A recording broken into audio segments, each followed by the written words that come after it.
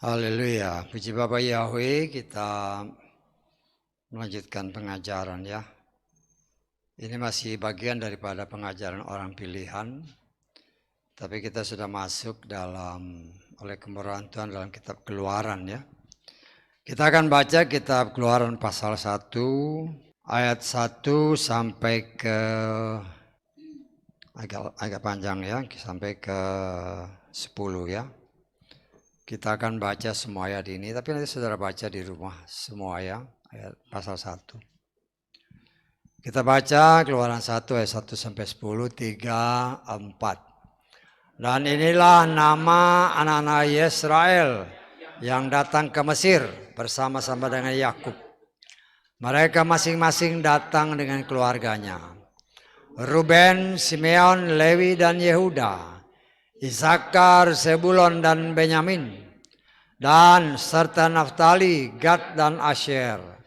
Dan seluruh orang yang berasal dari buah pinggang Yakub berjumlah 70 jiwa. Tetapi Yusuf telah ada di Mesir. Dan matilah Yusuf serta semua saudaranya dan semua orang yang seangkatan dengan dia.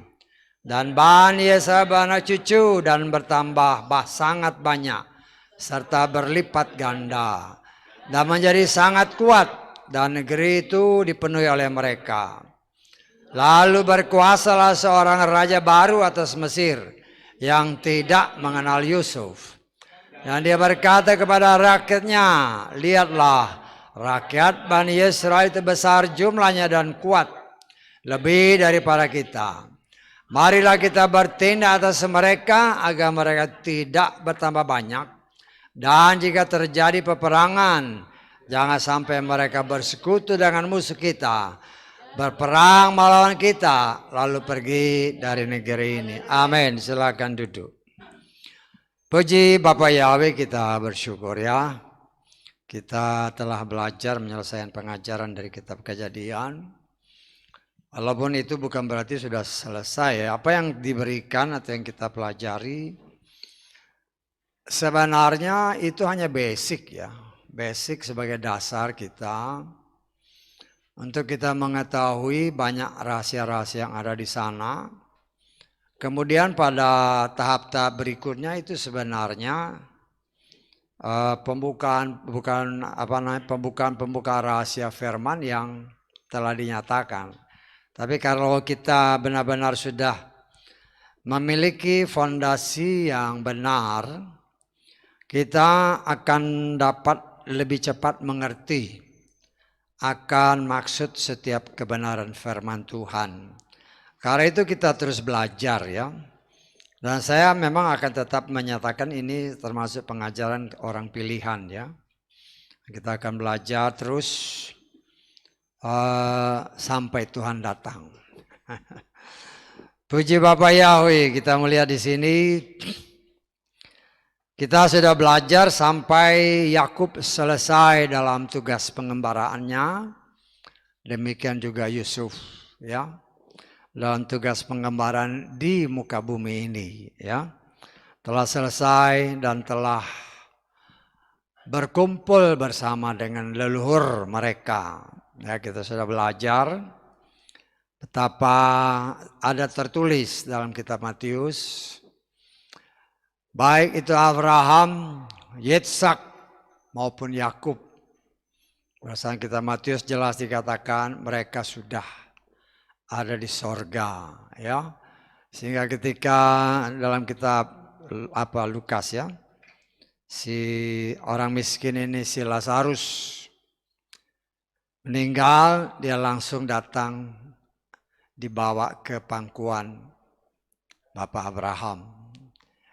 Cerita itu kelihatannya simpel ya. Cerita itu kelihatan simpel bagaimana Lazarus dan si orang kaya.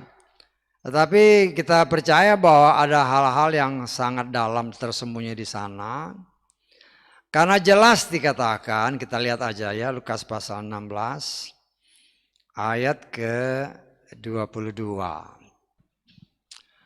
Terjadilah bahwa orang miskin itu meninggal dan Dia dibawa oleh para malaikat ke pangkuan Abraham. Luar biasa kan? Ya. Lalu orang kaya itu juga meninggal. Tapi apa? Dia dikubur. Bisa lihat perbedaannya ya. Jadi kita melihat walaupun dalam pandangan manusia si orang miskin ini, ya si Lazarus ini miskin. Tapi ketika dia mati langsung diangkat ke pangkuan Bapak Abraham. Nah, tapi si orang kaya nggak diangkat, dikubur. Dan kita bisa bisa menafsirkan atau saya menafsirkan bahwa orang ini ya disimpan di tempat sementara orang-orang mati, ya, yang kita kenal dengan nama Seol ya. Tapi itulah bagian daripada rahasia-rahasia firman, ya. Yang juga harus kita bisa mengerti bahwa hal-hal itu juga seharusnya, minggu lalu sempat disinggung sedikit, masalah tradisi manusia, kepercayaan manusia. Oh, bapak saya mati. Oh, dia masih ada di sini. Masih ada di sini. Saya pernah ada orang yang meninggal kan? Ya orang Kristen, suaminya meninggal, terus dia lagi masak apalagi ngapain gitu, tiba-tiba di ruangan tamu geluduk, ada ribut. Udah sebentar aja gitu, padahal udah mati orangnya, cuman dia. Tapi itulah bagian daripada tradisi, ya. Tetapi dengan ayat-ayat firman ini kita yakin cuma ada dua pilihan. Si Lazarus langsung di pangkuan Bapak Abraham. Si orang kaya ini ada di tempat yang sementara disimpan Tuhan, nanti akan dibangkitkan pada saat penghakiman. Ya, nah itu yang harus kita imani. Jangan kita percaya dengan tradisi atau dongeng-dongeng nenek-nenek tua. Ya. Dan kita melihat, saudaraku yang dikasih oleh Bapak Yahweh, ada hal-hal yang menarik ya. Kalau kita baca di dalam ayat kelima, ayat kelima ya. Hanya kita perhatikan baik-baik ya, dari kejadian, dari Keluaran pasal 1. Keluaran pasal 1 ayat 5. Seluruh orang yang berasal dari buah pinggang Yakub berjumlah berapa? 70 jiwa, tetapi Yusuf telah ada di Mesir. Nah, sekarang kita bandingkan, Stefanus itu seorang ahli kitab. Sebelum dia dieksekusi, dia mencoba menjelaskan kepada orang-orang Yahudi pada waktu itu, ya. Tetapi jumlahnya agak beda. Ini kan 70 kan? Nah, kita coba lihat ya. Kenapa bisa begitu? Kisah Rasul pasal 7 ayat ke-14. Dan dengan mengirim pesan Yusuf mengundang ayah Yakub. Perhatikan ayat ini. Segenap sanak keluarganya sejumlah berapa? 75 jiwa. 75 jiwa. Kok bisa beda gitu kan? Karena itu kita belajar, kita kan sudah belajar firman ya. Bacalah dengan hati-hati. Walaupun memang banyak diambil itu 70, tetapi kok ini 75. Ya. Nah, kita perhatikan kembali di dalam ayat kelima tadi dalam kitab Keluaran. Ya. Kan itu 75 ya, ingat ya. Seluruh orang yang berasal dari buah pinggang Yakub, artinya Yakub nggak termasuk situ kan? Saya tanggap. Yakub nggak termasuk. Hanya yang dari buah pinggang dia. Kemudian ayat terakhir, Yusuf udah ada di Mesir. Yusuf sama istrinya 2, tambah 2 anak, 4, tambah Yakub. Jadi nggak salah yang dikatakan Stefanus tadi. Saya tanggap 75 jiwa. Hanya memang banyak hal dalam cerita ini, dalam kisah perjalanan bangsa Israel yang dipakai itu angka 70. Ya. Bahkan Yeshua sendiri pun untuk membantu pelayanan para rasul, dia juga menetapkan 70 orang untuk membantu pelayanan. Ya. Kemudian Moshe pun ketika dia membawa bangsa pilihan keluar dari tanah Mesir ke tanah Kanaan, juga dia dibantu oleh 70 orang. Tapi itu tidak termasuk si Moshe sendiri. Atau tidak termasuk Yeshua. Jadi 70 itu anggotanya, satu pimpinannya. Karena itu di dalam yang kita percaya juga apa yang kejadian sekarang ini kan para ahli ataupun grup yang dinamakan Sanhedrin segala macamnya itu, kalau kita baca di jumlah orangnya memang 71. Artinya 70 ditambah 1. Pimpinannya nggak dihitung. Bisa tanggap? Ya, ini kalau kita baca kan memang 70, tapi Yakub nggak dimasukin sebenarnya. Dari buah pinggangnya Yakub tidak termasuk Yakub.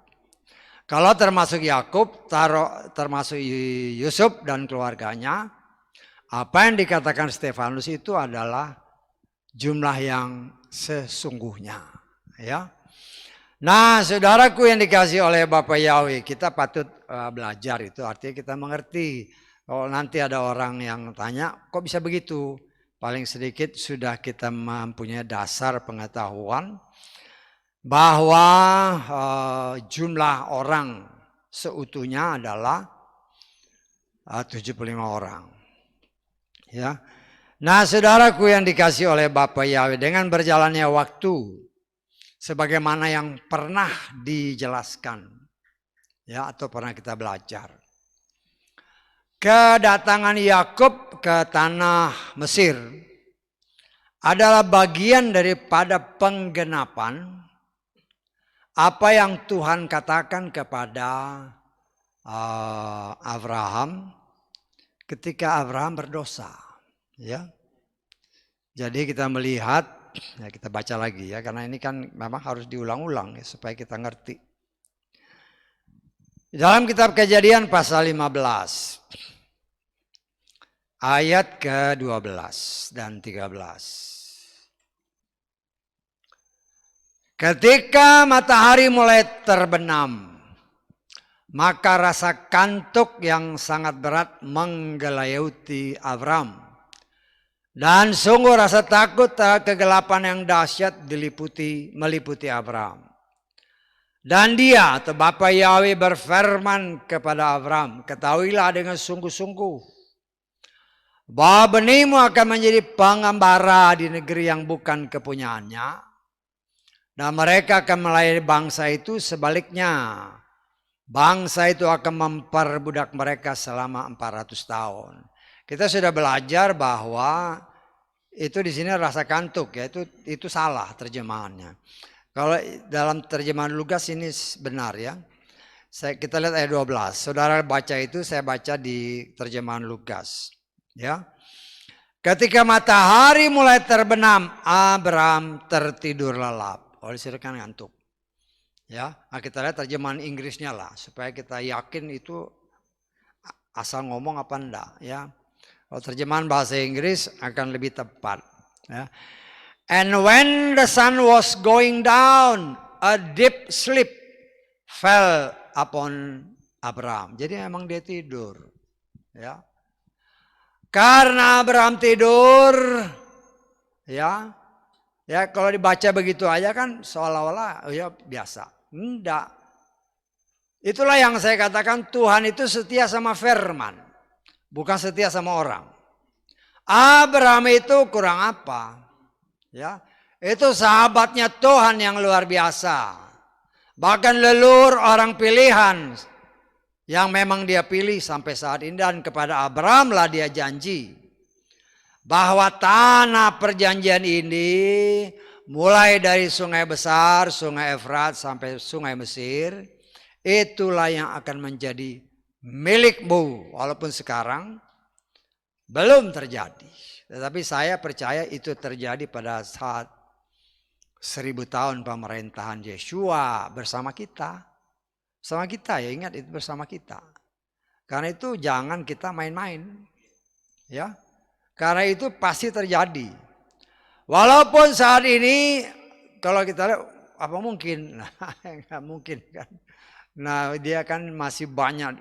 Kalau sampai Sungai Efrat kan berarti termasuk Irak, mungkin juga termasuk Iran.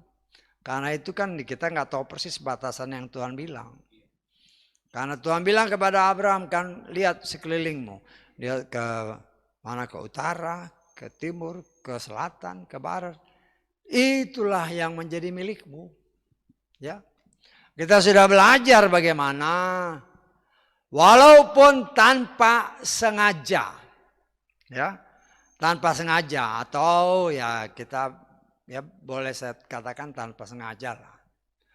Dari Sikem sampai dia jalan ke tanah Negeb sampai ke Mesir itu kan. Ternyata ya bukan sembarangan. Jadi tanah yang pernah engkau pijak. Kepada Yosua dikatakan, tanah yang kau pijak itu jadi milikmu. Kan itu semua daerah yang sudah dipijak. Kita sudah belajar ini. Yang dipijak oleh Abraham. Ya, ketika sampai ke Kanaan, sampai dia turun ke bawah ke Negeb sampai ke Mesir. Itu kan dia pijak semua.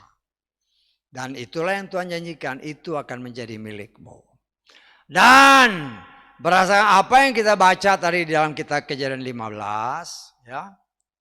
Tanpa disadari oleh Yakub, sebenarnya dia sedang menggenapi apa yang Tuhan katakan kepada Bapak Abraham dalam kitab Kejadian 15. Karena kakeknya itu tidur. Ya.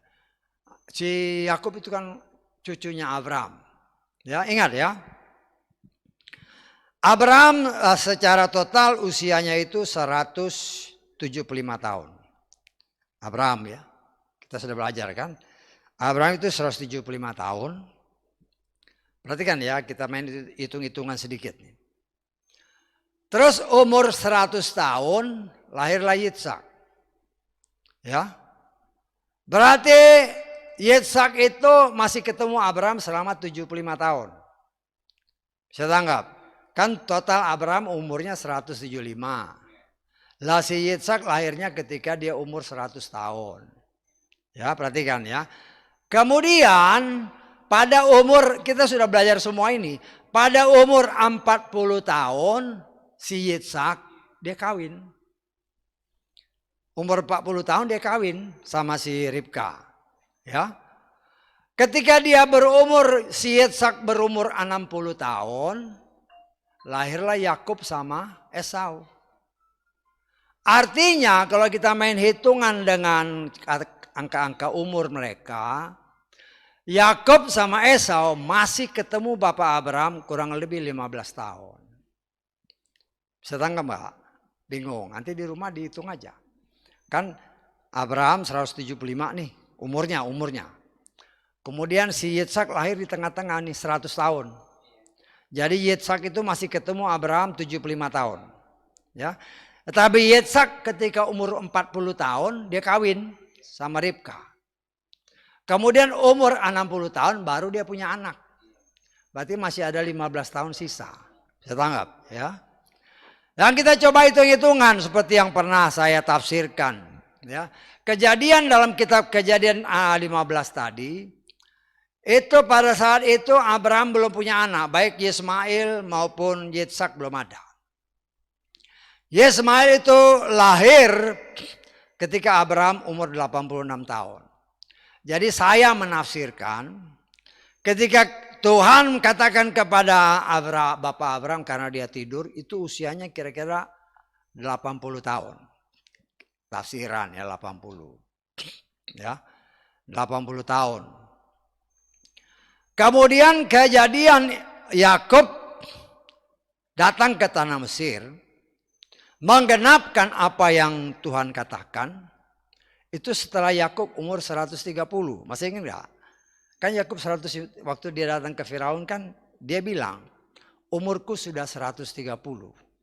Jadi dia masuk ke tanah Mesir umur 130. Lah kalau kita melihat ya, berapa tahun penggenapan apa yang Tuhan katakan kepada siapa? Kepada Bapak Abraham. Keturunanmu akan menjadi pengembara di tanah yang bukan milikmu.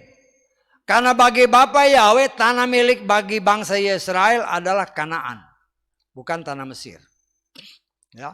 Nah, kemudian kita coba main hitung-hitungan dengan data-data yang ada itu. Ya, kita coba main hitung-hitungan ya. Ya. Dikatakan dari perkiraan yang tadi kan saya perkirakan umur si siapa? Ketika Tuhan ngomong kamu akan menjadi keturunanmu akan menjadi pengembara itu sekitar umur 80 tahun perkiraan ya. Atau tafsiran saya lah. Ya. Terus kapan nubuatan atau perkataan Tuhan itu terjadi? Itu terjadi sekitar 200 tahun kemudian ya.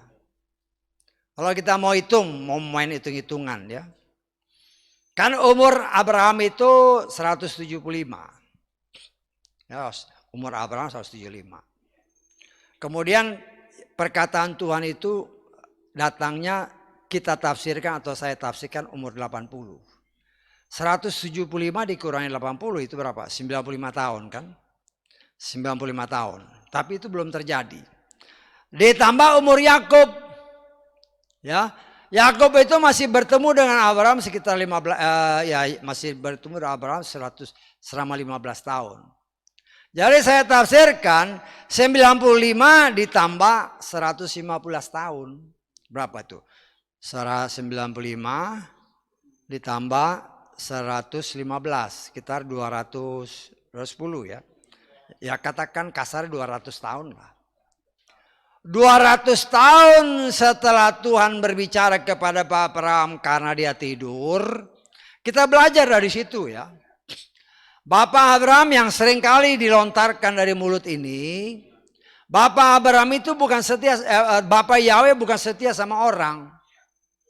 Bapak Yahweh bukan setia sama Bapak Abraham. Bapak Abraham tidur, keturunannya jadi menderita. Jadi kita harus melihat dari pandangan yang benar. Karena dari tempat ini seringkali dikatakan Tuhan itu setia sama firman-Nya. Bukan setia sama manusia. Kenapa? Karena manusia itu tidak ada yang benar. Sesuai firman Tuhan. Ya. Jadi kita bisa melihat karena ada contohnya. Orang yang punya level iman seperti Bapak Abraham pun. Kalau dia salah. Pasti dihukum. Karena Tuhan setia sama firman-Nya. Ya. Setelah 200 kurang lebih 200 tahun lah. Saya anggap 200 tahun ya. Setelah kurang lebih 200 tahun terjadilah. Ya. Yakub itu nggak sadar kalau dia menggenapi apa yang Tuhan katakan. Ya. Karena saya menafsirkan. Bapak Abraham nggak cerita sama cucunya ini. Kan dia masih ketemu 15 tahun itu sama cucunya. Berdasarkan umur ya. Dia masih ketemu 15 tahun. Nggak cerita dia. Ya mungkin juga malu dia cerita. Ya. Malu kan lo. Kalau sekarang opa ketiduran waktu lagi berdoa. Si cucu dengar kan. Waduh opaku rupanya kayak gini nih. Loh ya. Karena nggak diceritain ya kita boleh nafsirin. Betul nggak? Ya. Boleh aja kita nafsir karena memang nggak ada ayatnya. Ya. Dan karena itu saya katakan tanpa disadari oleh Yakub dia sedang menggenapi apa yang kurang lebih 200 tahun yang lalu Tuhan sudah ngomong sama Bapak Abraham, keturunanmu akan menjadi pengembara di tanah yang bukan miliknya. Tanah milik yang Tuhan berikan kepada Bapak Abraham adalah tanah Kanaan. Tapi untuk menggenapkan apa yang difirmankan, Yakub dengan cara Tuhan. Dengan cara Tuhan. Dengan siklus iklim yang Tuhan sudah atur. Ya. Untuk menolong umat pilihannya. Siapa Tuhan sudah kasih tahu dulu melalui mimpi kepada Yusuf. nanti kau akan jadi pemimpin. Yusuf pun gak sadar. Kalau itu ya dia pikir mimpi, hanya mimpi aja. Tapi setelah menjadi suatu kenyataan, ya saya percaya pada waktu proses itu dia gak sadar. Dia baru sadar ketika kakak-kakaknya datang menyembah, baru dia ingat. Ini arti mimpi yang sudah puluhan tahun yang lalu Tuhan nyatakan kepadaku. Ya. Dan saya menafsirkan karena kasus itu langsung dendamnya kepada kakak-kakaknya hilang. Dia menyadari, karena itu dia katakan ayat-ayat yang kita sudah baca minggu lalu. Kamu memang mereka-rekakan yang jahat. Tetapi Tuhan membaliknya menjadi suatu kebaikan. Karena memang untuk hal ini maka Tuhan mengatur sedemikian rupa sampai aku adikmu harus menderita. Tetapi inilah bagian dari proses yang Tuhan kerjakan bagi Yusuf. Karena dia ini termasuk anak yang manja. Anak yang itu kan anak yang paling disayangin sama bapaknya. Kita sudah belajar kenapa dia sangat disayangi. Nah, itulah cara Tuhan. Ya. Nah, nanti kita kan belajar juga tentang si Mose. Ceritanya mirip-mirip. Ya. Udah enak-enak lah. Tapi ya nanti kita lihat ya. Bagaimana Tuhan bekerja sangat luar biasa. Dan kita melihat dari pembacaan-pembacaan tadi, kita sudah mengerti, oh jumlah orangnya kira-kira sekian. Ya, tapi yang dihitung itu cuma keturunan dari Yakub ya. Karena yang datang ke Mesir pasti lebih. Kenapa? Lo kan dia punya banyak bujang. Banyak budak kan. Ternaknya kan banyak. Nggak mungkin mereka ngurus sendiri. Ya. Tapi Tuhan mau kasih lihat, yang dia kasih lihat cuman orang pilihan. Itulah yang kita belajar, bahwa hanya orang pilihanlah yang ditulis dalam kitab suci kita. Supaya kita belajar bagaimana kehidupan orang pilihan pada waktu itu yang berguna untuk kita praktekkan pada zaman akhir. Contoh mereka. Ya. Dan Tuhan tidak menyembunyikan, orang pilihan sekalipun kalau salah dihajar oleh Tuhan. Ya. Nah, saudaraku yang dikasih oleh Bapa Yahweh, dengan berjalannya waktu, memang tidak disebutkan ya, karena Firaun ini kan adalah semacam satu gelar ya, gelar bagi seorang penguasa. Ya. Firaun atau Paro ya, jadi itu suatu gelar di Mesir sana yang tidak diketahui persis di antara sekian Paro ini, Farao ini atau Firaun ini yang mana ya kira-kira yang menjadi Firaun pada saat Yusuf dan pada saat Musa atau Moshe, ya. Tapi yang menjadi inti dari apa yang kita dapat pelajari adalah berbicara Mesir, berbicara dunia ini, ya. Dan kita sedang diproses oleh Tuhan untuk kita belajar tentang orang pilihan sejak mereka hidup di tengah perbudakan dunia, ya, dan menuju ke tempat yang Tuhan janjikan, yang dikatakan oleh firman Tuhan, satu tanah yang penuh dengan susu dan madu. Ya. Nah, saudaraku yang dikasih oleh Bapa Yahweh, firman Tuhan mengatakan, kemudian berkuasalah seorang raja baru atas Mesir yang tidak mengenal Yusuf, ya, yang tidak mengenal Yusuf. Dan di sini ya kita boleh menafsirkan macam-macam ya. Macam-macam maksudnya begini. Suatu kerajaan yang mempunyai administrasi yang baik pasti mempunyai catatan-catatan. Ya. Catatan-catatan yang berguna baik di dalam menjalani pemerintahan pada saat dia berkuasa atau menjadi catatan-catatan pada saat kemudian, ya. Dan ini kalau dari kata-kata itu,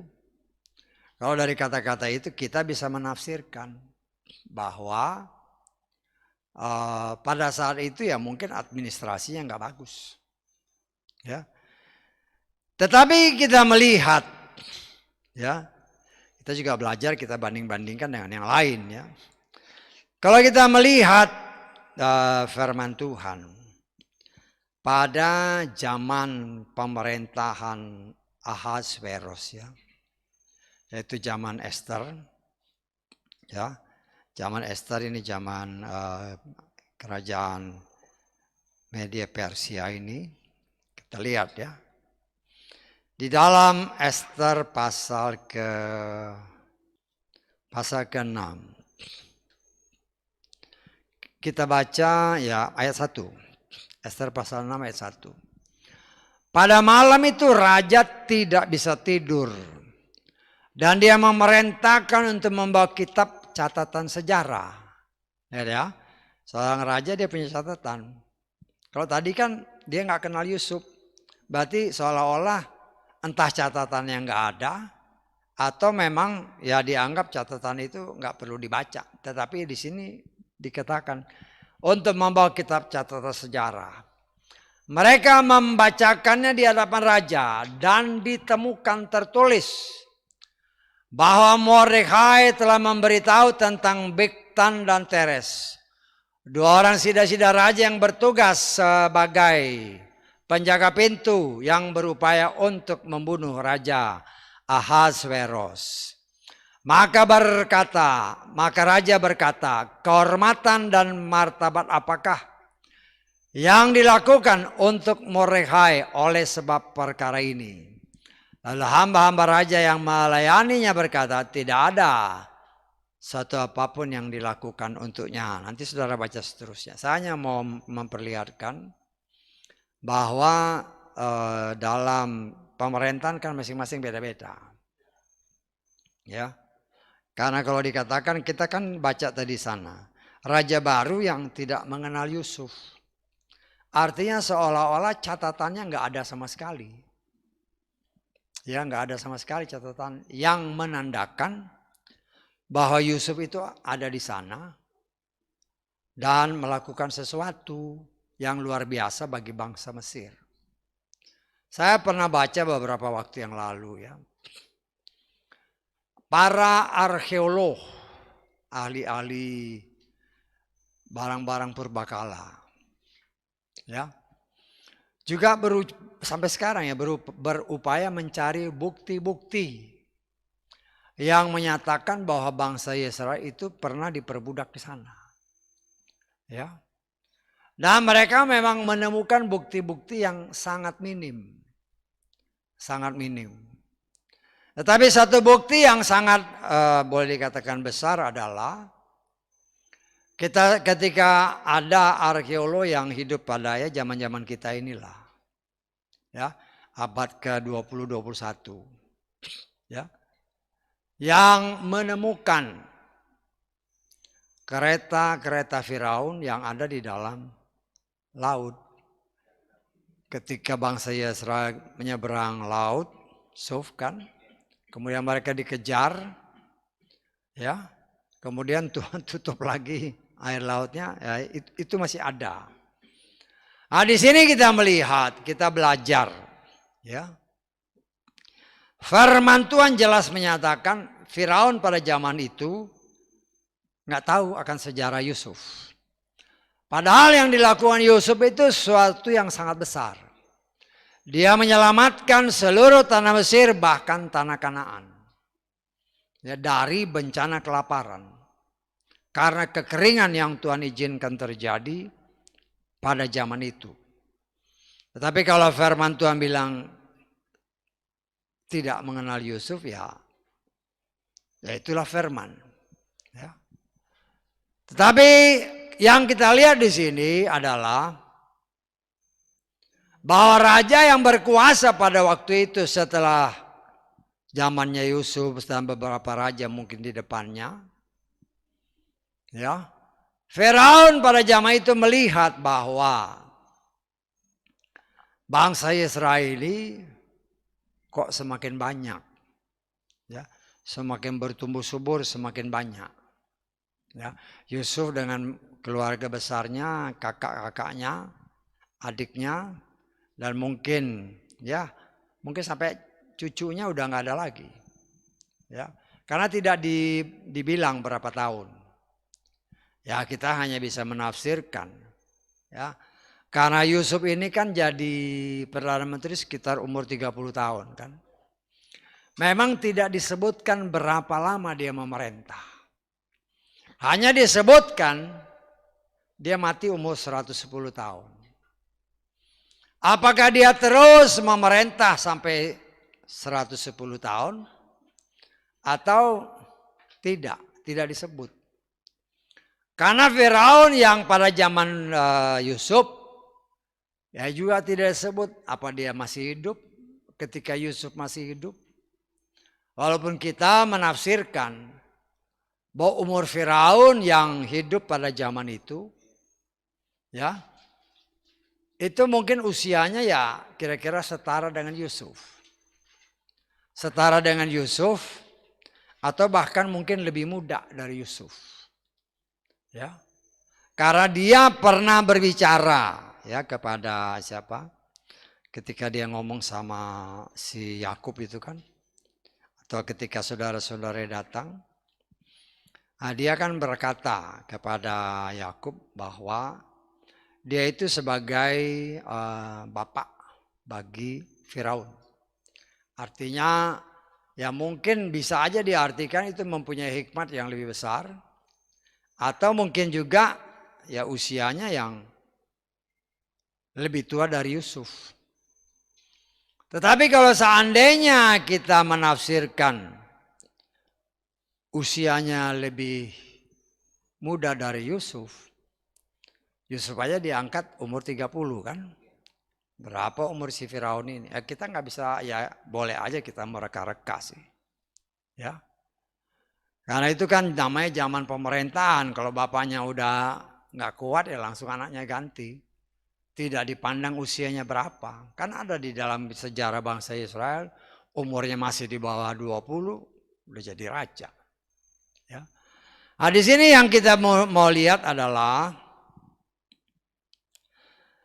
bahwa Firaun yang berkuasa pada apa yang kita baca ini, dia dikatakan firman Tuhan dengan jelas tidak mengenal Yusuf.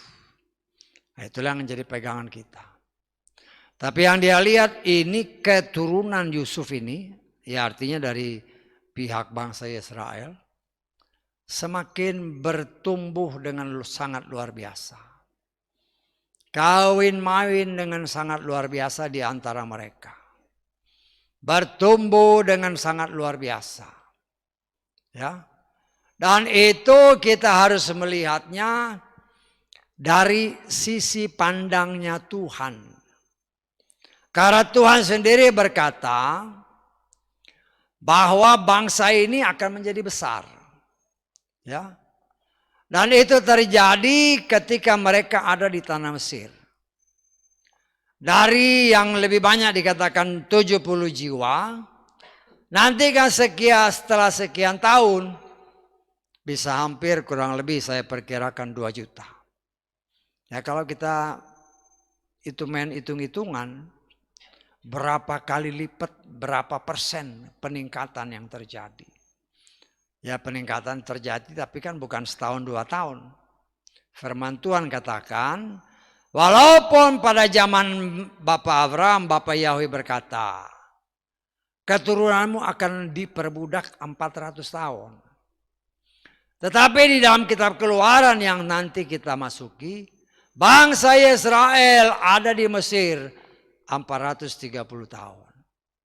Nah ini yang seperti tadi saya katakan, ya, kita tidak tahu berapa lama Yusuf menjadi penguasa. Ya, apakah dia sampai mati? Ingat dia itu walaupun bagaimana dia orang asing.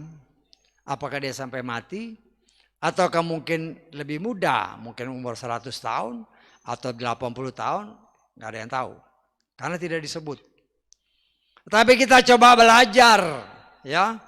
Kalau Tuhan bilang 400 tahun, lu keluarnya 430, apakah Tuhan tidak kok nggak tepat? Kan bisa gitu kan? Kita baca lagi dalam Keluaran Kejadian 15 tadi. Ayat ke-13. Dia berfirman kepada Abraham, ketahui dengan sungguh-sungguh bahwa benihmu akan menjadi pengembara di negeri yang bukan kepunyaannya. Ya, ini sudah digenapi ketika Yakub masuk. Nah, mereka melayani bangsa itu, yang ini sedang kita baca. Ya. Sebaliknya bangsa itu akan memperbudak mereka selama 400 tahun. Kita baca Keluaran 12 pasal ke-40. Ingat ya 400 tahun tadi ya. Keluaran 12 ayat ke-40.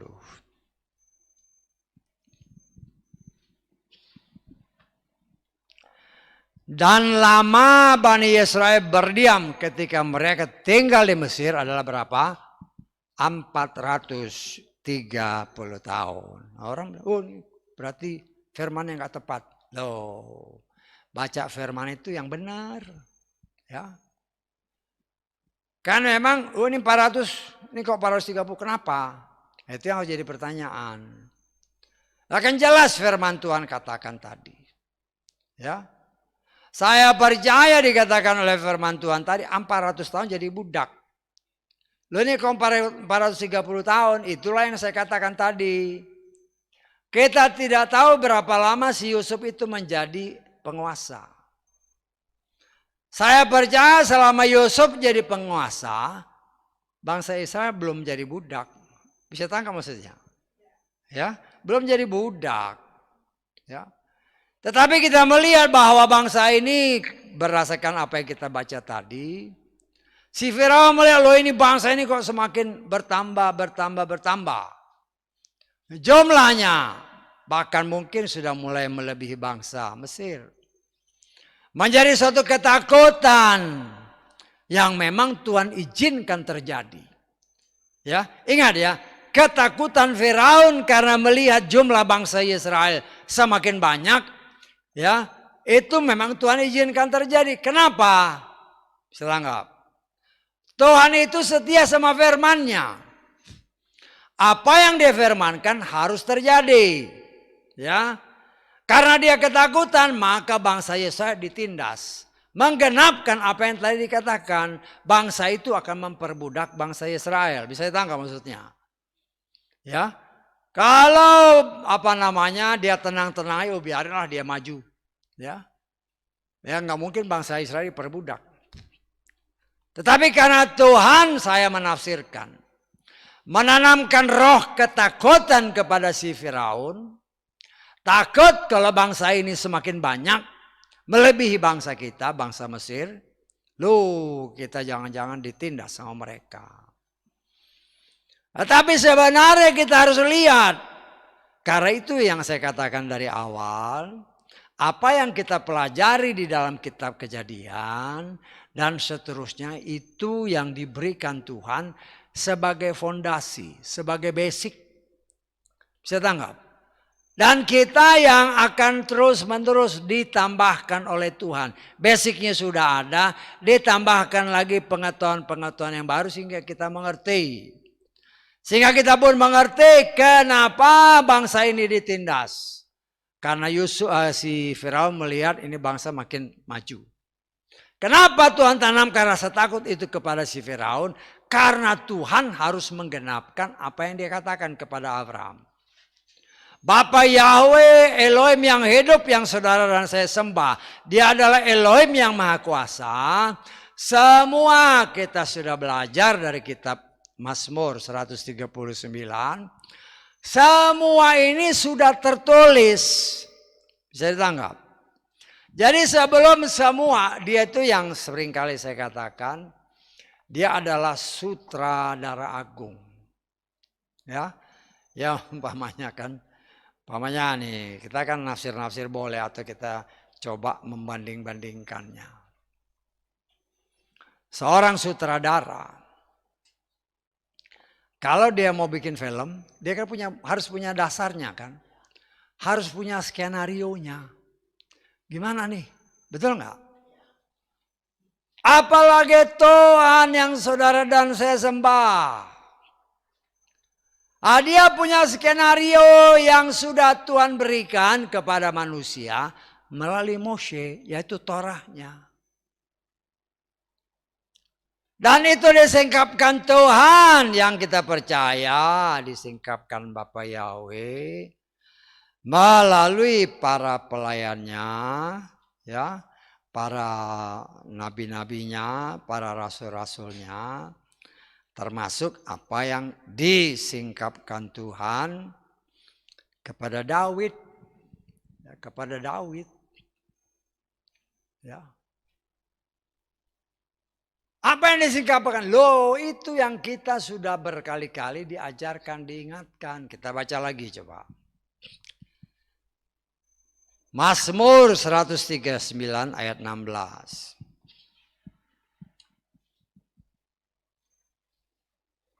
Inilah bagian dari skenario Tuhan. Ya. Matamu sudah melihat selagi aku bakal anak. Dan pada kitabmu, ini yang saya katakan kalau akan itu salah ya. Pada kitabmu akan ditulis seluruh hari-hari mereka. Dibentuk meski belum ada satupun di antara mereka. Kita baca terjemahan bahasa Inggris ya, supaya kita ngerti bahwa apa yang saya katakan ini terjemahan ini salah.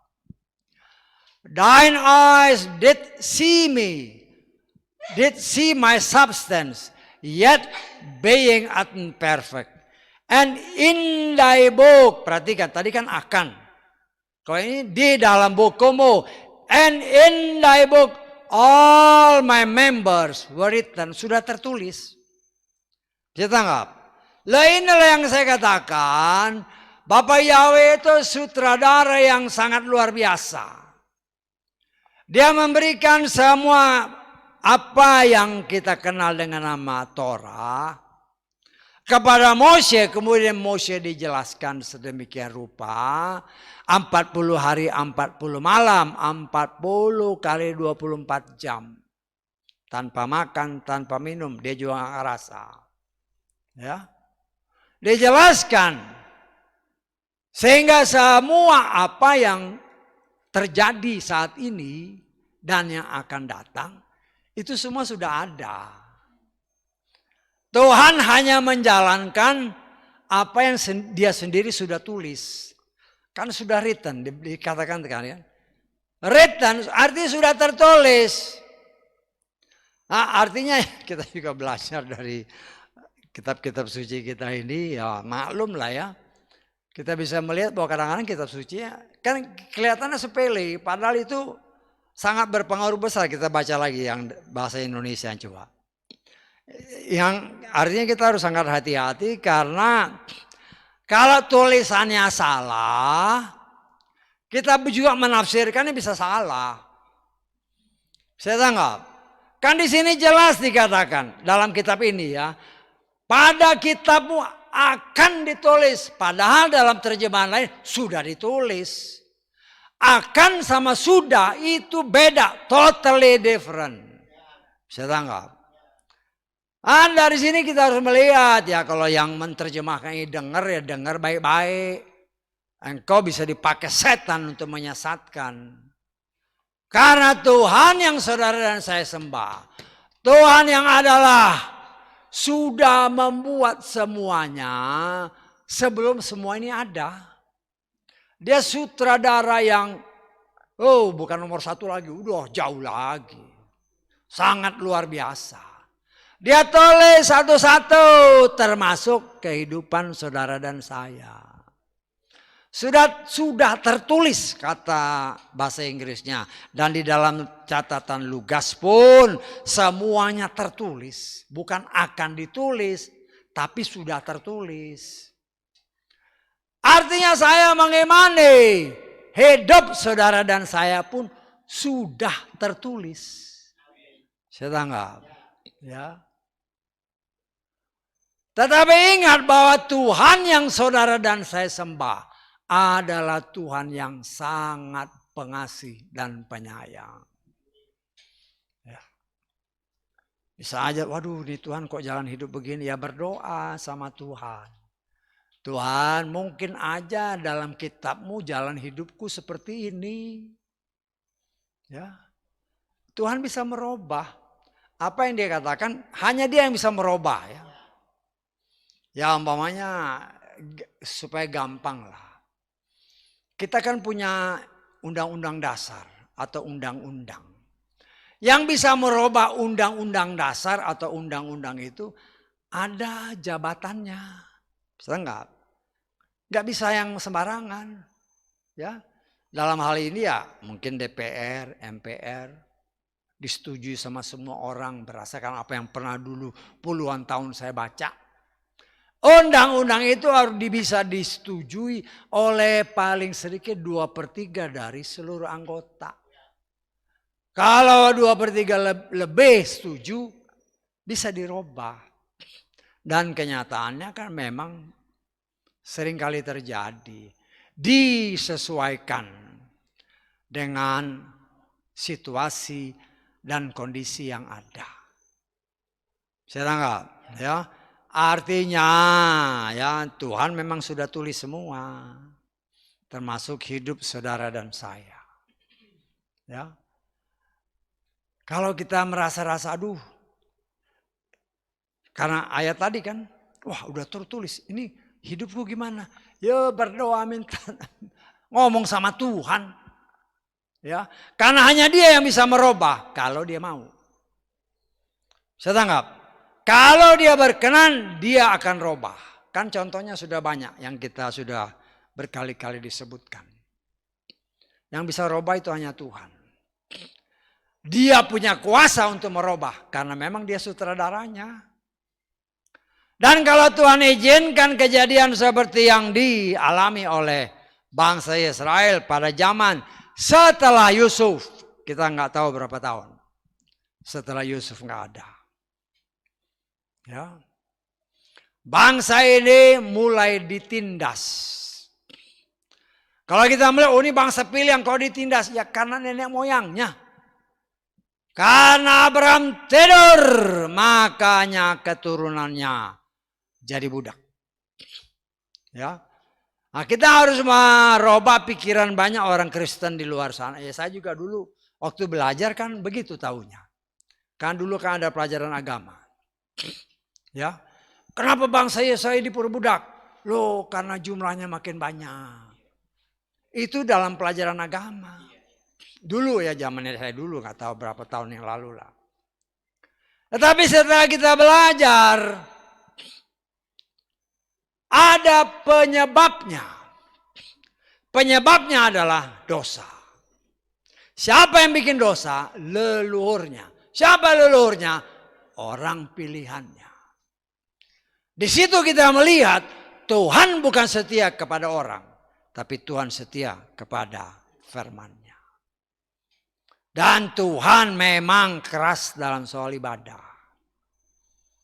Di dalam banyak hampir seluruh kitab suci isinya melanggar dosa sikat. Ya kan? Orang Israel melanggar sikat. Dihajar dulu, bertobat. Bikin dosa lagi. Nah, itu yang kehidupan banyak orang Israel. Nah saudaraku yang dikasih oleh Bapa Yahweh kita melihat. Karena ketakutan daripada si Firaun pada zaman itu. Dia menyuruh semua orang-orangnya, anak buahnya, tindas bangsa Israel. Beri mereka pekerjaan-pekerjaan yang berat. Tetapi firman Tuhan berkata, kita lihat dalam ayat 12, Keluaran pasal 1.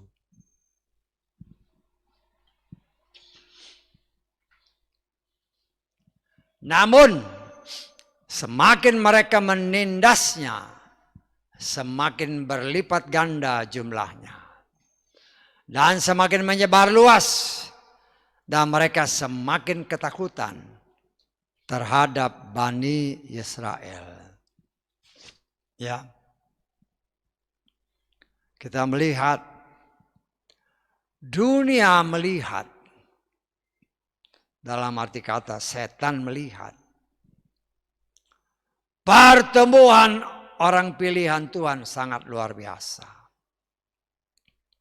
Setan berusaha untuk menyingkirkan mereka. Mereka buat berbagai macam cara, ditindas. Tapi firman Tuhan dengan jelas menyatakan semakin ditindas, justru semakin banyak. Ya. Semakin ditekan, semakin maju. Ya namanya setan kan. Cari bagaimana caranya. Mulai timbul akal yang lebih jahat lagi. Bunuh semua anak laki-laki. Ketika lahir kalau anaknya laki-laki, bunuh. Ya, pertama ya dibuang, tapi ya maksudnya dibunuh. Ya. Kalau anak perempuan nggak apa-apa.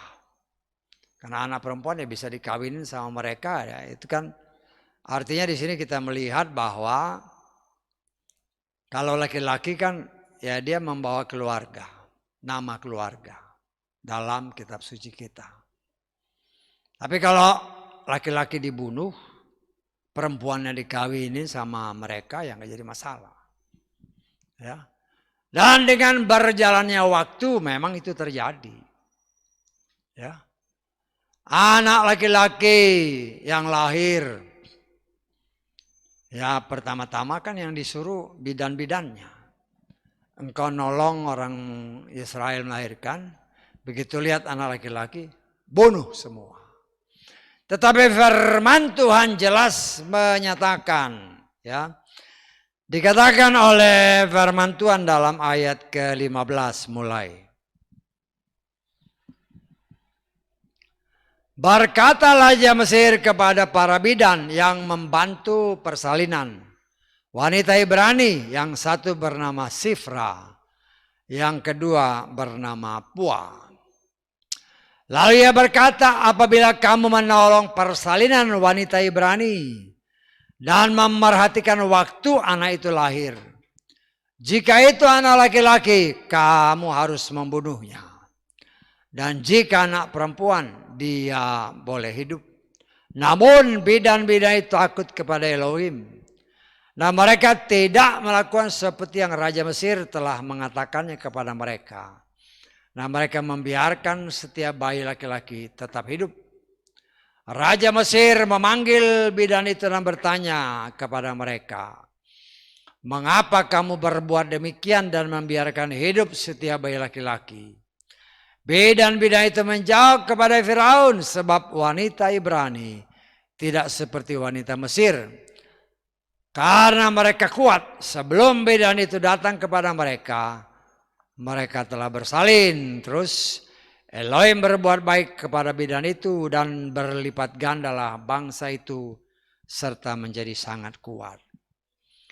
Setan punya berbagai macam cara untuk menyetop pertumbuhan orang pilihan Tuhan.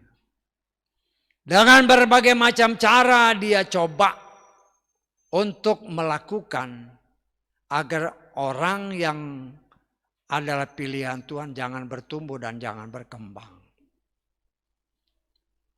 Nah, Firaun dipakai sebagai alat setan.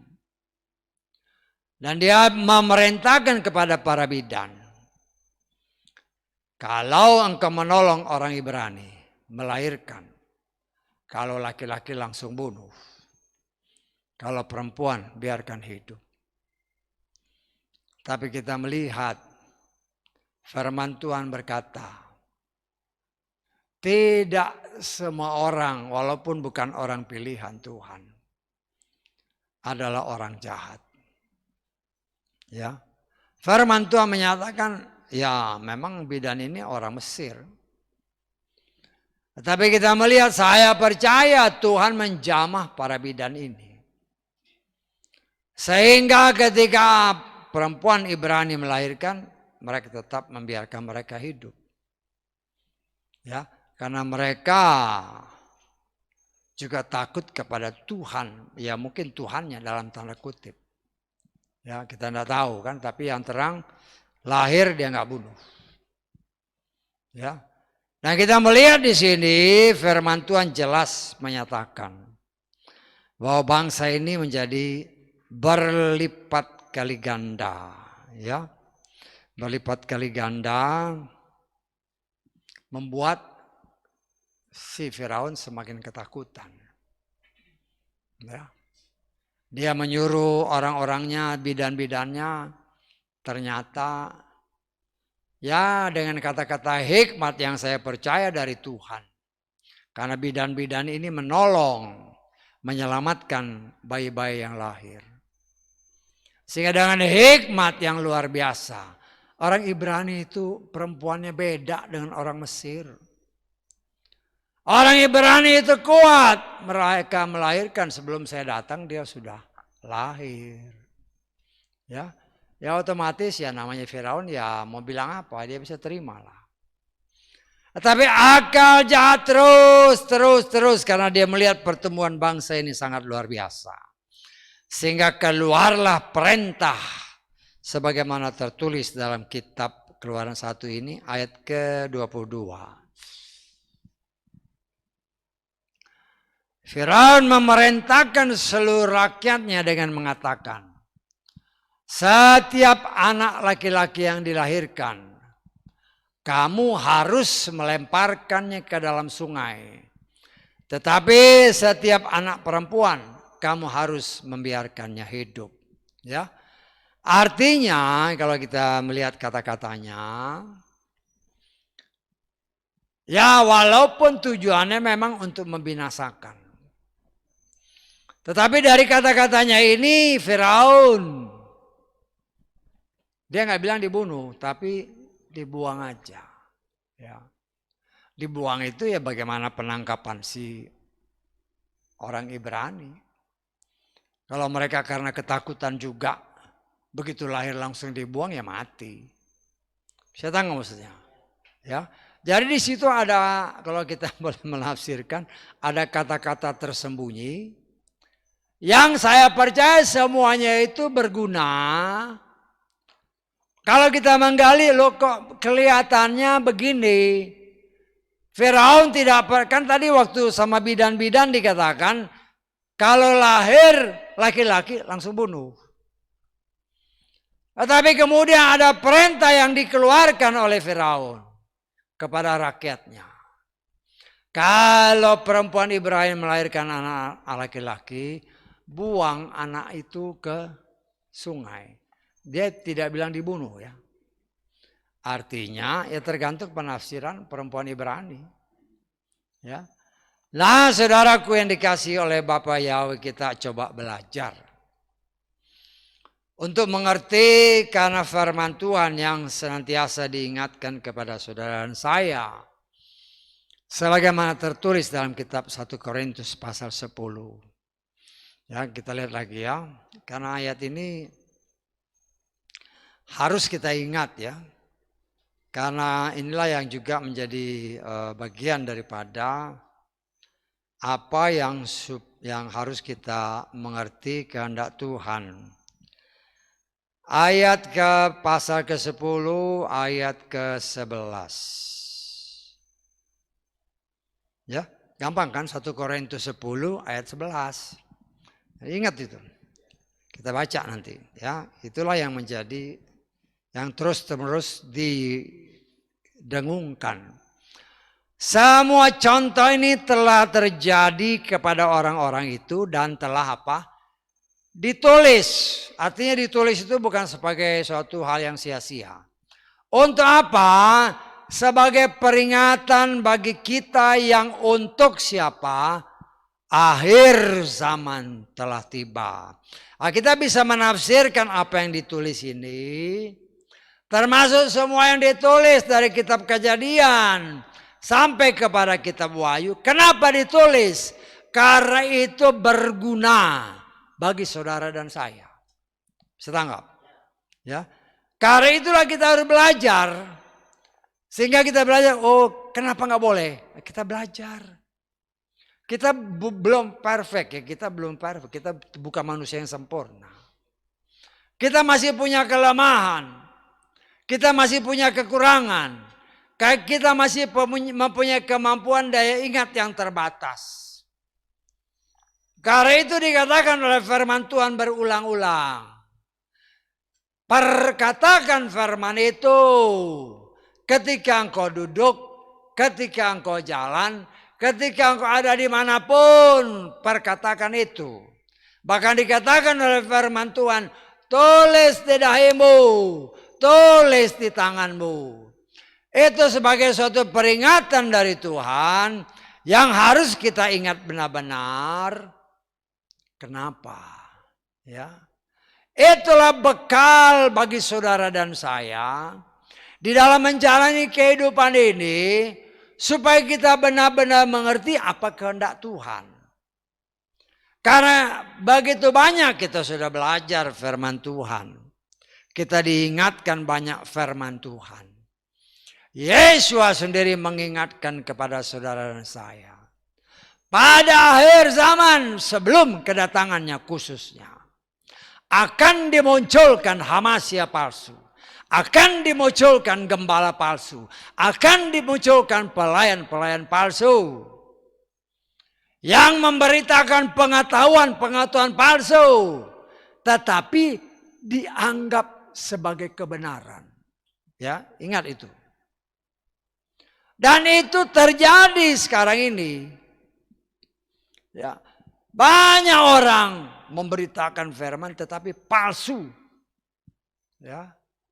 Bahkan banyak ajaran-ajaran dari kuasa-kuasa yang lain disisipkan dan diajarkan. Lo jemaat karena tidak memperhatikan, wah hebat ini ajarannya. Luar biasa. Ya, karena kan banyak mulai, oh kalau mau ini ajarannya kayak gini. Padahal nggak ada firmannya.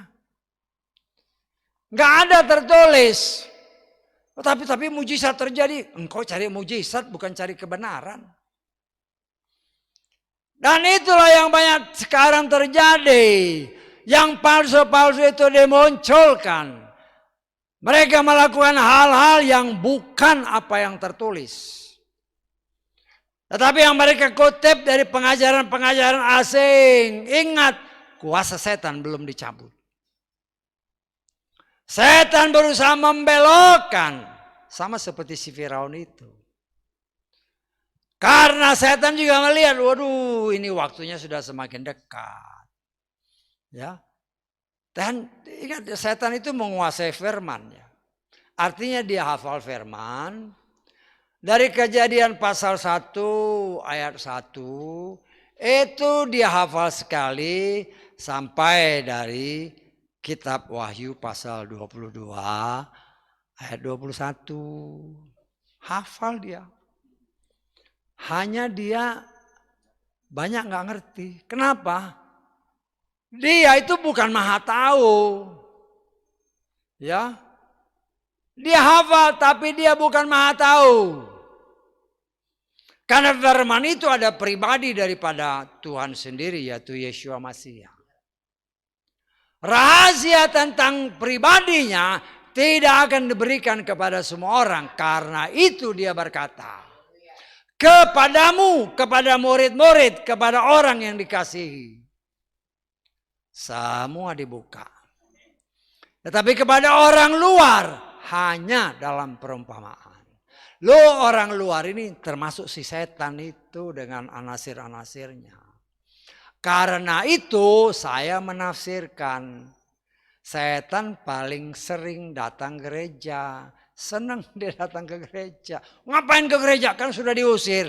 Lo bagaimana? Ya. Kenapa dia sering atau pengen datang ke gereja? Dia dengerin khotbah. Kenapa dia dengar khotbah? Lo dia dengar khotbah. Oh rahasianya begini. Bisa ditangkap maksud saya. Karena banyak hal dia tidak tahu. Tetapi dengan hikmat Tuhan yang diberikan kepada para pelayan Tuhan, banyak rahasia yang dibuka. Oh, dia tahu. Ya, dia tahu, tapi dia tidak melakukan. Tetapi ini modal bagi dia sebagai senjata untuk menaklukkan orang yang menamakan diri orang percaya. Ya, waduh, ini orang namanya orang pilihan, percaya mujizat. Lah, dikasih mujizat sedikit. Oh, langsung plak imannya. Padahal itu nggak tertulis. Apa yang diajarkan itu seringkali pengetahuan yang palsu, yang berasal dari si setan. Tetapi itu yang banyak dipercaya oleh mereka yang menamakan diri dalam tanda kutip orang percaya. Karena itu diajarkan oleh Tuhan. Sebagaimana tertulis. Semua ini ditulis sebagai pelajaran. Sebagai dasar. Sebagai pondasi bagi saudara dan saya. Untuk mengerti dengan benar. Ini dari Tuhan atau bukan. Kalau bukan dari Tuhan. Kita punya kuasa. Ada tertulis. Ujilah segala sesuatu. Dan pegang yang baik. Dan itu bukan asal omong, ada tertulis. Sehingga Tuhan memang mau agar saudara dan saya berhati-hati dan menguji segala sesuatu itu dengan benar, ya, dengan benar dan tidak sembrono. Dan kita sudah diajar oleh firman Tuhan bahwa dalam setiap ujian ada standarnya. Kita sudah belajar kan? Standar berat jenis itu air. Ya, karena air itu standarnya satu, air bersih ya. Air murni. Jadi semua ada standarnya. Berbicara air kalau kita mau ya sedikit mengertilah berbicara air adalah firman Tuhan. Sehingga dikatakan oleh firman Tuhan 1 Tesalonika pasal ke-5 ayat ke-21. Ya. 1 Tesalonika 5 ayat 21. Ujilah segala sesuatu, pegang eratlah apa yang baik. Apa yang baik? Itu kan harus jadi pertanyaan. Apa yang baik? Yesus sendiri berkata, ya, yang baik itu hanya Elohim. Yang baik itu hanya Tuhan. Yang baik itu hanya firman. Artinya karena diserahkan uji. Berarti ada standarnya. Standarnya apa? Firman Tuhan. Sehingga di dalam kita menjalani hidup ini, ya, ketika dunia berbicara Mesir, berbicara Firaun, berbicara penguasa dunia ini, berusaha menekan kita dengan berbagai macam situasi kondisi yang memang diizinkan Tuhan. Kan Tuhan sudah ingatkan, dunia semakin sukar, dunia semakin jahat. Tetapi orang pilihan Tuhan yang hidup di dalam Tuhan ada dalam perlindungannya. Tidak akan pernah bisa dijamah oleh si jahat selama kita hidup di dalam Dia. Karena itu kita harus bisa belajar. Firman Tuhan jelas menyatakan bangsa pilihan semakin ditindas, semakin berlipat ganda. Artinya semakin dunia berusaha menghempit dia. Kita merasakan pertolongan pembelaan Tuhan yang sangat luar biasa. Yang kita rasakan artinya otomatis iman kita juga semakin bertambah. Karena kita rasakan pembelaan Tuhan. Bisa tanggap? Semakin ditindas sama dunia, semakin kita lihat, kita rasakan pertolongan Bapa Yahweh luar biasa dahsyat. Karena kita merasakan itu semua, otomatis iman kita ditambah. Kenapa? Kita semakin percaya bahwa orang pilihan, kalau dia sungguh-sungguh hidup di dalam Tuhan, Maka ada tertulis, aku yang berperang ganti kamu. Kau diam aja. Keluaran pasal 14 ayat ke-14 kita lihat ya.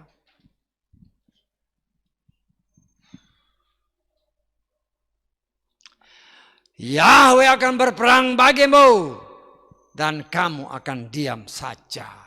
Saya baca. Saya nggak tahu apa saudara lihat karena di media sosial ya. Ada seseorang dari kepercayaan lain lah. Ya. Tapi kalau lihat kedudukannya sih ada kepercayaan memang dia dari seberang ya. Tapi kelihatannya orang yang cukup dipandang. Bangsa Israel itu ada pertolongan yang luar biasa. Ajaib. Loh ini, ingat ya, firman Tuhan itu tidak berubah. Kan dia berjanji, Bapa Yahweh yang berperang ganti mereka, kamu diam aja. Asal tetap di dalam dia. Dan itu pun berlaku bagi saudara dan saya sebagai orang pilihan Tuhan. Dunia berusaha menggoyahkan kita dengan berbagai macam cara. Ya, kalau langsung dari luar kita tahu. Lalu dia goncang dari dalam. Itu yang dikatakan Hamasia-hamasia palsu itu. Ya. Hamasia-hamasia palsu mulai mengejek orang dengan berbagai macam. Saya pernah dengar orang ya seolah-olah mengejek Roh Kudus. Wah, dia cuplikan ada orang yang berbahasa lidah. Kemudian dia tiru-tiru. Lah, hati-hati kamu. Ingat ya, bahasa lidah itu adalah bahasa antara roh kita dengan roh Tuhan. Sayang kalau seorang pelayan Tuhan sampai ya seolah-olah mau bikin lelucon. Tapi itu lelucon yang gak tepat. Karena bahasa lidah itu adalah bahasa di mana roh kita berbicara dengan Tuhan. Dan itu tidak dimengerti sama siapapun, termasuk orang yang berbicara. Kecuali kalau Tuhan buka. Ya, kita lihat dalam 1 Korintus. Pasal ke-14 ayat ke-2.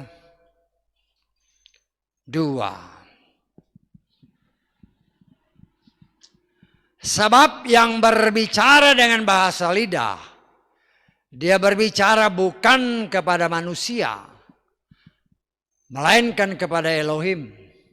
Karena tidak seorang pun mendengarkan dan dia membicarakan misteri dalam roh. Ya, saya baca terjemahan Lukas. Sebab orang yang berbicara dalam bahasa lidah, ia berbicara bukan kepada manusia, melainkan kepada Elohim. Karena tidak seorang pun memahaminya, sebab ia berbicara dalam roh mengenai misteri-misteri. Saya lihat dari media kan, waduh. Ya, memang dia, kalau saya lihat sih kelihatannya ngejek. Ya. Ngejek orang kan pertama disiarkan seorang pelayan Tuhan berbicara dalam bahasa lidah. Kemudian di cut dia ngomong, iya dia ikut-ikutan. Lu hati-hati, engkau seolah-olah gak ngerti firman. Tapi khotbah dan begitu. Akhirnya bikin jemaat ketawa, dianggap kayak lelucon. Nah itu bahaya. Karena itu kita juga harus hati-hati orang berbicara bahasa lidah ya kita diam aja karena kita nggak ngerti. Yang ngerti itu roh Tuhan dengan roh orang yang berbicara kecuali kalau Tuhan buka. Karena itu untuk mencegah hal-hal yang tidak diinginkan dengan salah penafsiran, Paulus sendiri mengajarkan, ya karena itu kan nggak ada yang ngerti, yang ngomong pun nggak ngerti. Tetapi dia katakan boleh bicara asal ditafsirkan. Bisa tanggap?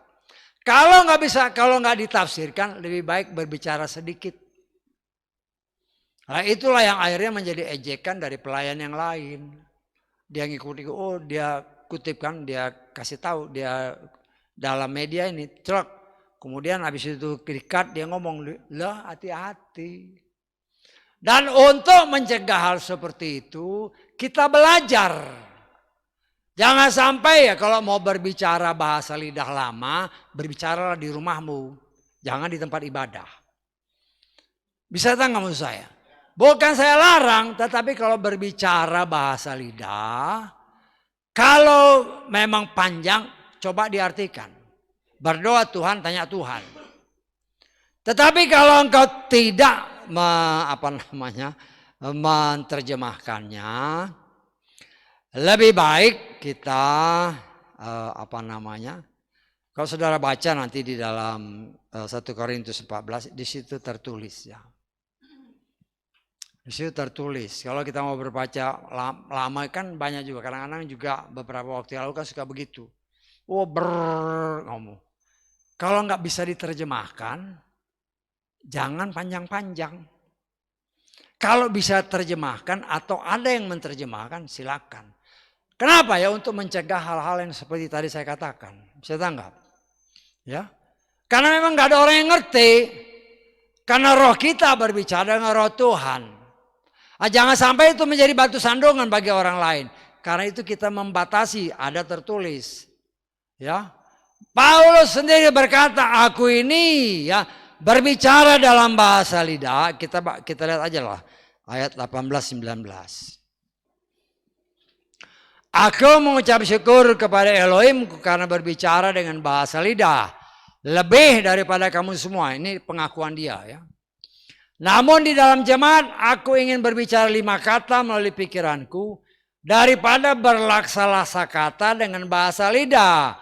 Supaya dengan ucapan mulutku aku dapat mengajar orang-orang lain juga. Bisa tahu maksudnya? Ya. Kita lihat lagi di dalam ayat 27-28. Jika seseorang berbicara dengan bahasa lidah, biarlah 2 atau paling banyak 3 orang dan masing-masing menurut bagiannya. Biarlah 1 orang menafsirkannya. Dan jika tidak ada penafsir, perhatikan ayat ini. Biarlah dia berdiam diri dalam jemaat dan biarlah dia berbicara kepada dirinya sendiri dan kepada Elohim. Saya tanggap. Saya tidak melarang bahasa lidah. Ya, tetapi kalau engkau ngomong sendiri, nggak ada yang mengartikan, ini bahaya. Artinya bisa terjadi seperti yang saya dengar itu dari pelayan Tuhan itu. Karena itu kan Paulus bilang, lebih baik aku ngomong sepatah 2 kata. Karena bahasa lidah itu bahasa roh kita dengan roh Tuhan. Nggak ada orang lain yang ngerti, kita pun nggak ngerti. Tetapi kalau Tuhan memberikan penafsirannya, langsung jalan. Karena ada penafsirannya. Bisa ditangkap maksudnya? Ya. Atau ada orang lain yang menafsirkannya, itu nggak apa-apa. Untuk menghindari orang, wah tuh ngomong apa? Mengejek Roh Kudus kan? Orang mengejek Roh Kudus itu nggak bisa diampuni. Itu firman Tuhan. Nah, Paulus mengajarkannya dengan hikmat Tuhan supaya ketika kita berbahasa lidah, jangan sampai itu menjadi ejekan. Ya.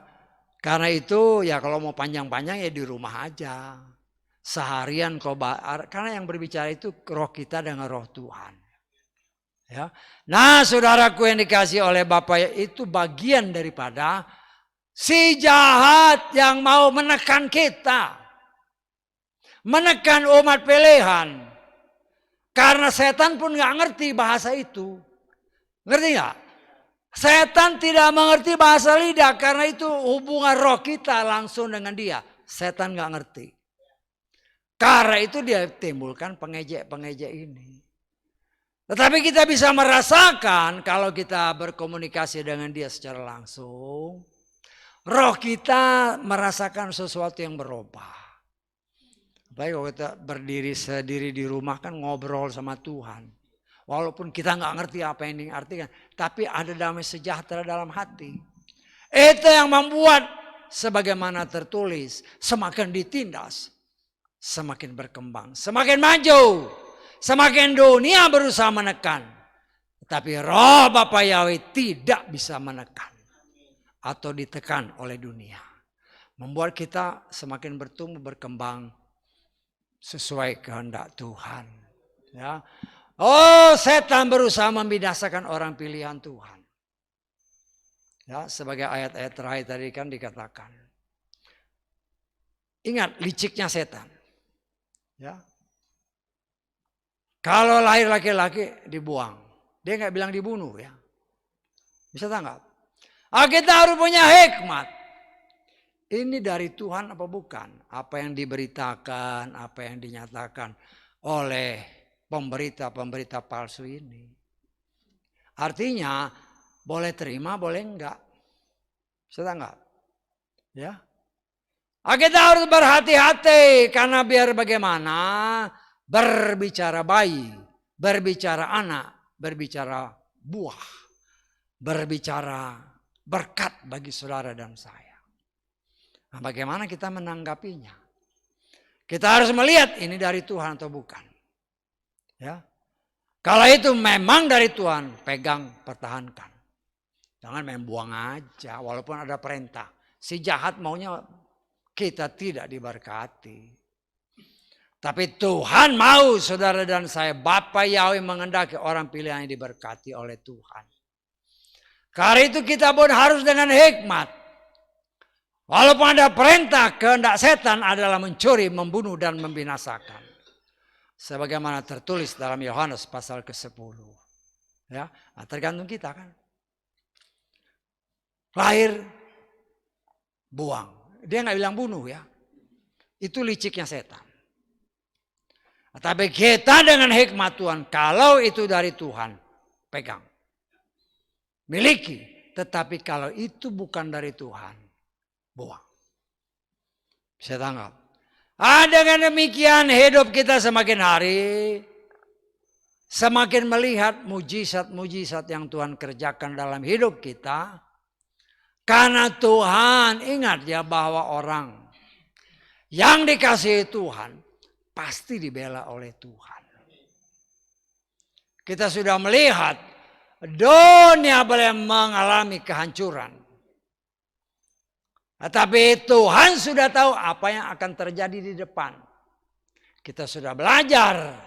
Karena itu Yusuf dikirim mendahului keluarganya. Untuk menyelamatkan keluarga besarnya. Demikian juga saudara dan saya sebagai anak-anak Tuhan. Kita mempunyai pandangan yang sangat terbatas. Tetapi Tuhan sudah tahu apa yang akan terjadi. Kenapa? Karena itu tadi, Mazmur 139, semua sudah kan dia sutradaranya. Nanti setelah ini jadi begini. Pokoknya saya sutradara pemain film kan, atau sutradara di di panggung-panggung kan. Oh, nah abis ini kamu siap-siap, bisa tanggung maksudnya. Kalau kita yang jadi moderatornya, jadi sutradaranya, ayo kamu siap-siap, abis ini kamu yang harus nongol. Loh, sutradaranya sudah tahu apa yang berikutnya terjadi. Tuhan kita yang bernama Yahweh dalam Adonai Yeshua masih lebih dari itu. Karena itu Tuhan mengajar saudara dan saya. Ya, kita sudah belajar minggu lalu, serahkan hidupmu kepada Tuhan. Karena kita nggak tahu apa yang ada di depan. Tapi Tuhan sudah tahu. Kalau kita serahkan, ya, segala sesuatu pasti kan dikatakan oleh firman Tuhan. Rancangan Tuhan adalah rancangan kebaikan bagi anak-anaknya. Nah, saya sangat percaya kita yang hidup pada zaman akhir ini. Firaun akhir zaman mencoba menekan, ya, membujuk anak-anak Tuhan, ya. Membujuk bidan-bidan tadi itu, ya, dengan tawaran-tawaran dunia kan ditawar ini. Firaun ini kan penguasa dunia, ya. Kalau lahir laki-laki bunuh. Lo dunia Firaun akhir zaman kan, ya. Jangan sampai dia ibadah, lo. Saya kadang kalau lihat orang kok ibadah kok sulit amat. Ya. Saya ya beberapa belakangan ini kan ya kadang ngeliat orang di rumah sakit. Ya. Kemudian kemarin ada termasuk keluarga lah meninggal. Tadi istri saya kan melayat ke sana. Kita sempat datang sebelum dia meninggal. Karena dia memang mempunyai iman yang agak beda. Ya saya ngomonglah sama anak-anaknya. Ya.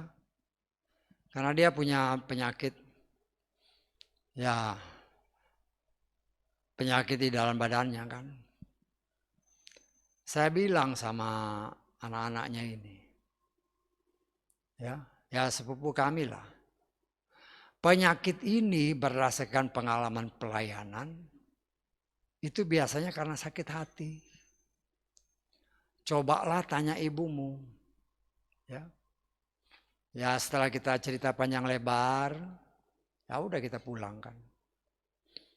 Kita pulang, tapi saya dengar tadi sempat dia ngomong sama ibunya. Ya ngomong di telinganya. Ya. Tapi ya memang habis itu dia pulang ke leluhur mereka. Ya. Ke leluhur mereka.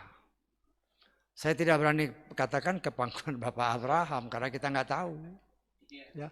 Tapi kalau dibilang ke leluhur mereka ya Tuhan yang tahu. Ya. Nah kita juga ya yang penting kita menyampaikan apa yang tertulis. Ya. Tetapi kan setan kan berusaha aja dengan berbagai macam cara. Ya saya mengucap syukur ada beberapa sepupu, ada keponakan, ya kita ngomong aja kan. Menyampaikan firman, penyakit ini biasanya sebabnya ini, berdasarkan firman. Nah saya mengucap syukur saya dengar mereka sampaikan. Walaupun ya mungkin enggak, waktu kita datang memang enggak melek lagi di matanya. Tapi sadar masih napas biasa. Ya. Tapi ya waktunya Tuhan. Nggak lama kami pergi, ya mungkin beberapa jam, kayaknya besoknya dia pulang. Ya. Tapi saya mengucap syukur ya dalam, artinya kalau kita melihat hal-hal seperti itu. Ya. Yang menjadi pertanyaan, kalau kejadian seperti itu kemana perginya? Ke pangkuan Abraham atau dikubur? Itu kan tertulis dalam kitab Lukas tadi. Karena itu ada tertulis, pengkhotbah berbicara. Lebih baik datang ke rumah duka daripada ke rumah pesta. Di rumah duka kita lihat akhir hidup seseorang. Jadi pertanyaan, orang ini perginya ke pangkuan Bapak Abraham atau dikubur sebagaimana kitab Lukas tadi.